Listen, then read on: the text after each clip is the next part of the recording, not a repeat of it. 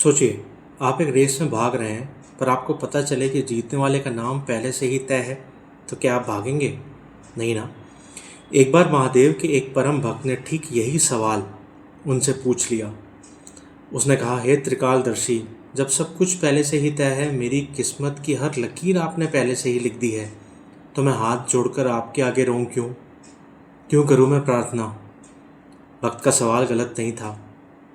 हम सब भी तो यही सोचते हैं ना कि जब जो होना है सो होना है, तो मंदिर जाकर घंटी बजाने का क्या फ़ायदा? महादेव ने आंखें खोली। उनके चेहरे पर वो रहस्यमय मुस्कान थी जो ब्रह्मांड के सारे राज छुपाए रखती है। उन्होंने भक्त से कहा, वत्स चलो, तो मैं एक कहानी सुनाता हूँ। एक राज्य में एक बहुत गरीब किसान था। एक बार सूखा पड़ा, उसकी फसल बर्बाद हो गई, घर में खाने के लिए कुछ ना बचा। वो हार मानकर एक पेड़ के नीचे बैठ गया और बोला, शायद मेरी किस्मत में भूखा मरना ही लिखा है, तो मैं मेहनत क्यों करूं? वो वहीं सो गया।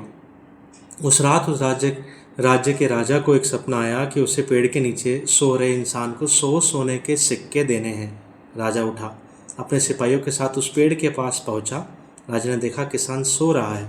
राजा ने उसके सिरहाने पोटली रख दी। सुबह जब किसान की नींद खुली तो उसने उस पोटली पे कोई ध्यान नहीं दिया, क्योंकि वो मन हार चुका था और इतना डिप्रेस था कि अपॉर्चुनिटी जो उसके बिल्कुल पास थी उसे दिखाई नहीं पड़ी। इसलिए कहते हैं ना कि मन के हारे हार है और मन के जीते जीत। महादेव ने भक्त की तरफ देखा और कहा, जानते हो वत्स, उस किसान की सबसे बड़ी भूल क्या थी?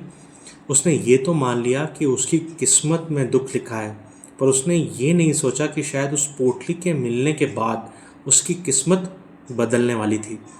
इंसान सोचता है कि जो किस्मत में लिखा है वो मिलकर रहेगा, पर महादेव कहते हैं जो कि मिलेगा ज़रूर, लेकिन उसके लिए जितनी जुतियाँ घिसनी हैं वो तो वत्स तुझे घिसनी ही पड़ेंगी।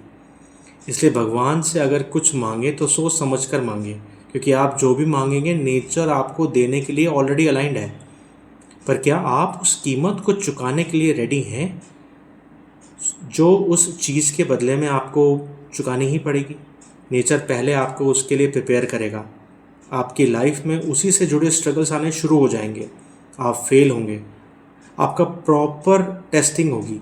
अगर आप उस एग्ज़ाम में पास हुए then you will be rewarded. So next time कोई विपत्ति आए तो सोचें कि क्या जो मैंने भगवान से मांगा था, कहीं मुझे उसके लिए ये प्रिपेयर तो नहीं कर रहे। And do not take pressure as a pressure, take it as a privilege. Thank you.